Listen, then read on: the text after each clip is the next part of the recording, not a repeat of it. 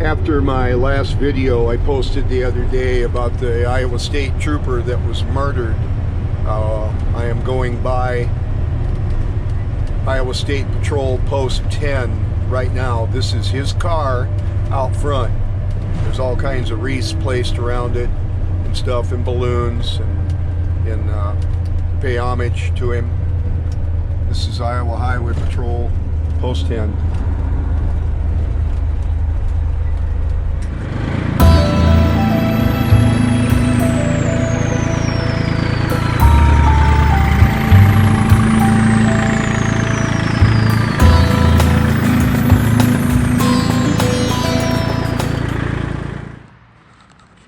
Starting with, when I bought the tractor, I had the wheels set to their widest spacing.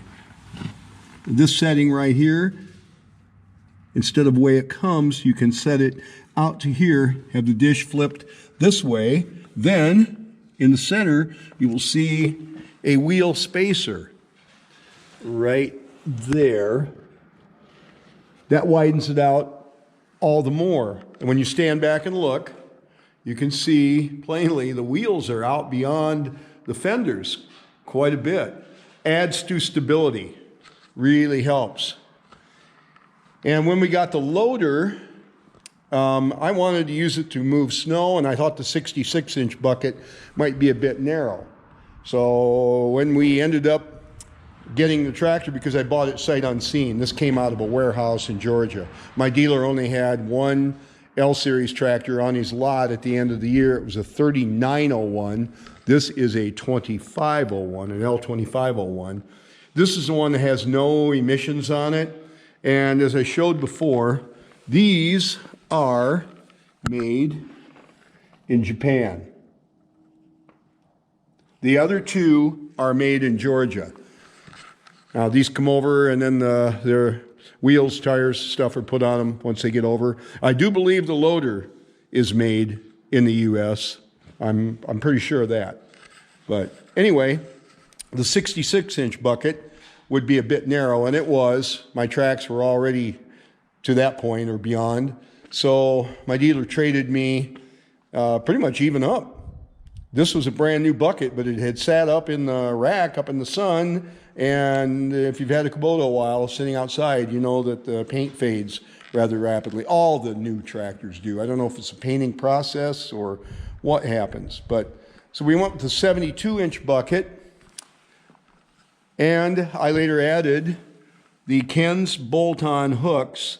That is a nice feature. I love those things. I also have you can look up on Ken's bolt-on hooks on his website, and you'll see that he has log chains on there, or the ends on the log chains that will lock and do not allow the chain to come out. I've got several of those too. It has the skid steer quick attach on it. I would definitely recommend that. I don't change buckets a lot, but boy, when you do, are they ever nice. They are super. Just grab the levers, flip them up. It also has the bucket level indicator on it. Very, very good feature to have too. And my latest is the grill guard made by Zooks Welding, Fremont, Ohio. And I know you've watched the other videos, you already know this, but for those of you who haven't, my buddy Robert from Pheasant Lane Farm on YouTube, check out his channel, Pheasant Lane Farm. We've never met, but we've talked back and forth and comment on each other's channels. He decided to gift me this Tractor Talk emblem.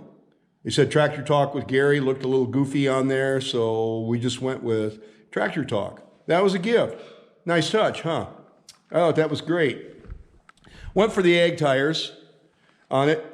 I use this down in the woods. I use it out in the field, and I plow snow with it. And if you're going to plow a lot of snow, you're going to get off camber. You're going to want chains or the ag tires. Mine is the gear drive. I didn't like the hydrostatic pedal being right next to the brake pedals like that, or right behind them. I thought that looked like that could lead to an accident, but it didn't. I opted for the lights up on the ROPS here. And the way I mounted those, I found a piece of planking that was short.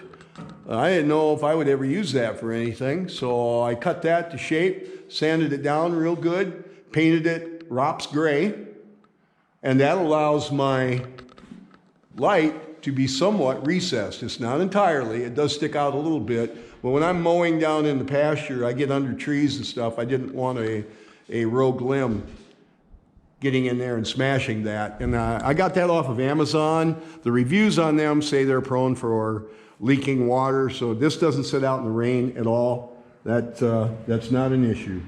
And on the back,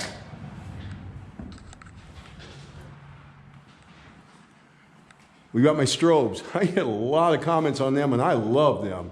They really light things up so you can be seen. There's several different settings on these. This one's kind of a variation of the settings. It's not the same thing. As you'll notice, they keep changing patterns. So I think that helps with the visibility. And also, I got the work light. This is a dealer added option. I would have rather had LED, but that one is a very powerful light. It does a really good job. It's mounted up high enough and at the right angle that it really helps you to see. So it's sure nice having a light on the back. And I got the Land Pride QH15 quick attach. Mine is painted black. You can get them painted orange, or I could repaint this, but mine is painted black, and I've just left it in black. And I bought the box scraper used. It's a BB 1560. It's a heavier duty one than the whatever that 12 number is. Yeah, I think it's a lot better. This is more of what a landscaper would choose to use. And I put the Kubota stickers on it. I had to repaint this. This was pretty well faded too. Try saying that without setting your tongue on fire. But anyway, that's pretty much the modifications that I've done, other than one thing I did forget is the toolbox. The toolbox that comes if you've got more than 2 Q-tips, 1 wrench, and a little pen flashlight, not going to hold much more.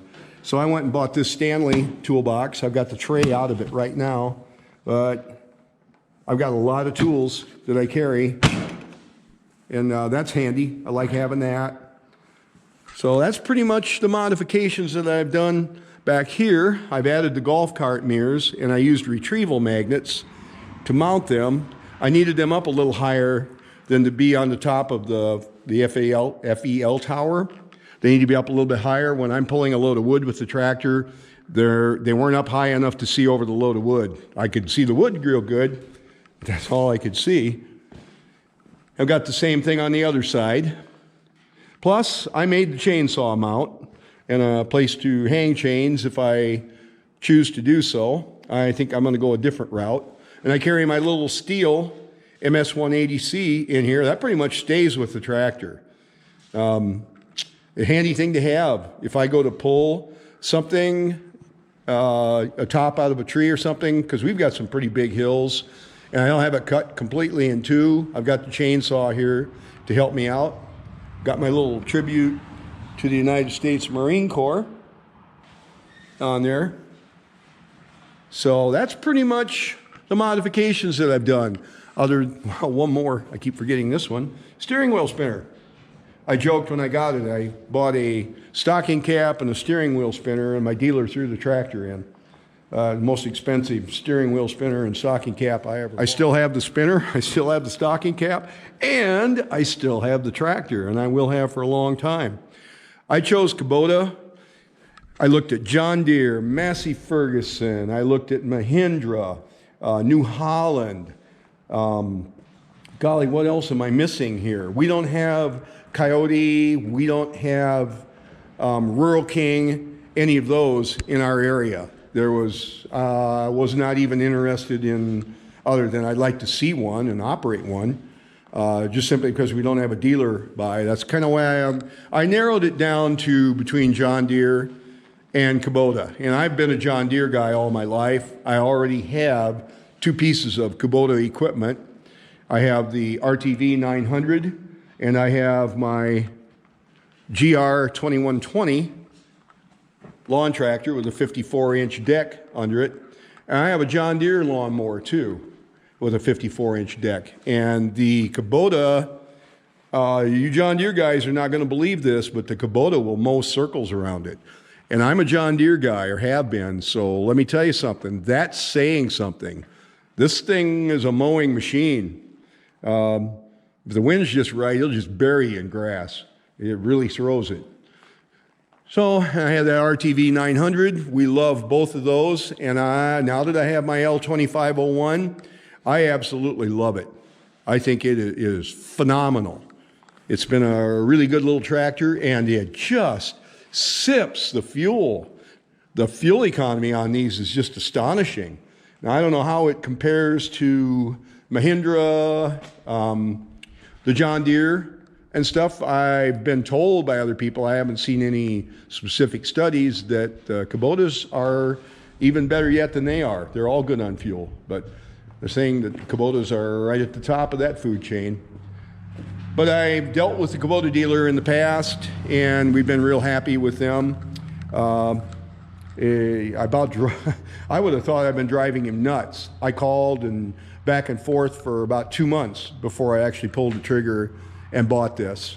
I had a lot of questions. I've had tractors all my life. These new little front wheel assist are a whole different ball game for me. I always wanted one of these, and I am not disappointed.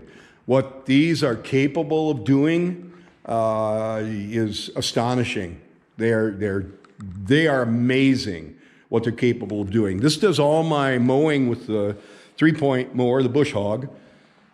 And because of the gear drive and overrunning clutch, or whatever that's called, if you run into some tough mowing, you stab your foot down on the clutch, disengage the clutch. You cut the power to the mower immediately. That saves shearing pins. This was what I used to mow with. Well, not this one. I have 2 of them. The one back here in the corner is the 520 that I used to mow with. Now, these 2-cylinder John Deeres, when they get to pounding away, they'll shear a pin right off pretty rapidly. They're a little bit more power than the Kubota, but they're that 2-cylinder pounding back and forth, that will shear those pins right off. And man, I don't shear near the pins. I think I shear a couple a season now, where I used to shear a couple maybe in the morning and a couple in the afternoon with the deer. It also helps that I've been mowing it pretty much completely every year. And yeah, that's pretty nice. Some things that maybe I'd like to see changed. The seat is okay. A little better seat wouldn't hurt anything. You got the 2 springs back here. That's your suspension on the seat. And although it is comfortable, it's a short wheelbase, so it's going to give you a choppy ride. And another thing, and a lot of tractors are this way, is where the fuel is located. Now I have my barrel has a hand crank pump on it. I have to be really close to the barrel and to stand on the tractor and fuel it and hold the nozzle open all at the same time. And what I can do is wedge the nozzle open and crank a little bit and then double check, see how I'm coming, but almost inevitably I run it over and I make a mess. And I like to keep my tractors, a little bit dirty right now. It was out in the mist yesterday. I don't like it out in the rain at all because of that light. I don't want that light getting ruined. And this is always shedded. It never sits outside, never. Yeah, I have the shed space. I want my stuff inside overnight. My dad was that way. He was super, super fussy about his equipment, much more so than I am. But I like to take good care of my equipment. When I can, this girl's going to get a bath. It's just on again, off again with the rain here today, so it's not going to be today, and it'll have to wait. And the way the grass is growing, the next thing I'm going to be having to worry about is mowing lawn. So there's the RTV 900, if you can see it way over there. So anyway, thanks for watching YouTube. I just thought I would show my mods. Please leave a comment. Let me know what your modifications are. Maybe you got some ideas I would like to steal from you when you're not looking. So thanks again. We'll see you in the next one.